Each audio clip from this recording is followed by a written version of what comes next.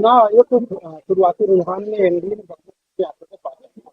देखिए, मैं आज से कोई नहीं, मेरे दो बयान है, कहिए तो मैं आपको दिखा दूं। 3 महीने पहले और 10 अक्टूबर को फिर दोबारा मैंने इस बात को कहा था कि ये चुनाव हाईजैक हो चुका है, अब इस चुनाव का कोई मतलब नहीं है। और बिहार में जीत का प्रमाण पत्र एनडीए को पहले ही अज्ञानेश कुमार जी ने मोदी जी को दे दिया। ये मेरा पहले का बयान है, 3 महीने पहले बोला था। 80 लाख वोट जिस राज्य में काट दिए जाएंगे, जिस राज्य में 5 लाख वोट डुप्लीकेट बनेंगे, जिसमें 1 लाख वोट अता पता नहीं किसका है, उस राज्य के चुनाव परिणाम क्या होंगे? आप सहजता से इस बात को समझ सकते हैं।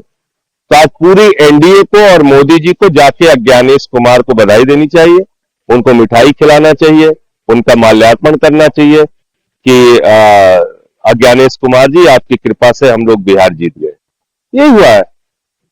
दिल्ली के अंदर 40,000 वोट केजरीवाल साहब की विधानसभा में चुनाव शुरू होने से पहले कट गए थे।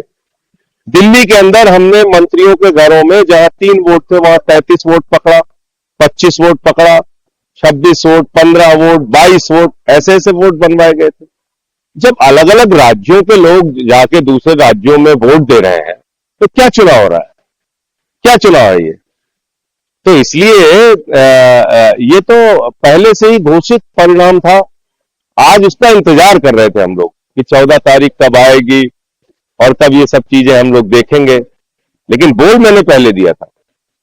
इंडिया गठबंधन का आम आदमी पार्टी मिलकर अगर चुनाव लड़ती है हमने तो क्या कर नहीं, देखिए, अब हम उस गठबंधन का हिस्सा नहीं है तो उस पर अब ये सारी बातें करने का कोई अर्थ नहीं है। हम 83 सीटों पे वहां चुनाव लड़े, उसके प्रचार के लिए भी गया और मैंने कहा भी था कि हम प्रचार के लिए जा रहे हैं, लेकिन अज्ञानेश कुमार ने जीत का प्रमाण पत्र मोदी जी को पहले ही दे दिया है। राजद ये के मेरा आज का बयान नहीं। हाँ।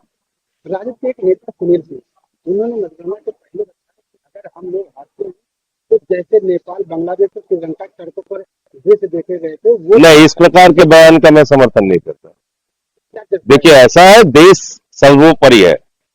हम जो लड़ेंगे वो लोकतांत्रिक तरीके से लड़ेंगे।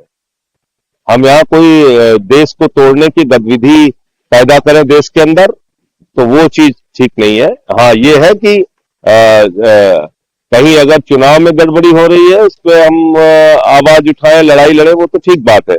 लेकिन हम यहाँ इसको बांग्लादेश बना देंगे और नेपाल बना देंगे, इसलिए थोड़ी हम पैदा हुए हैं।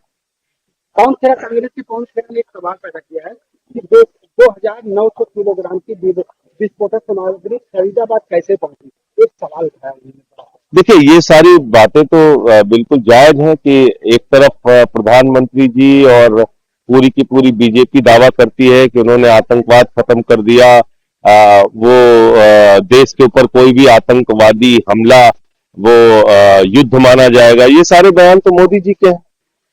तो अब तो उन्होंने जाके लाल किला, जो देश का गौरव है, वहां पे ब्लास्ट कर दिया। जैसे मोहम्मद का नाम आ रहा है, जो पाकिस्तान का आतंकवादी संगठन है।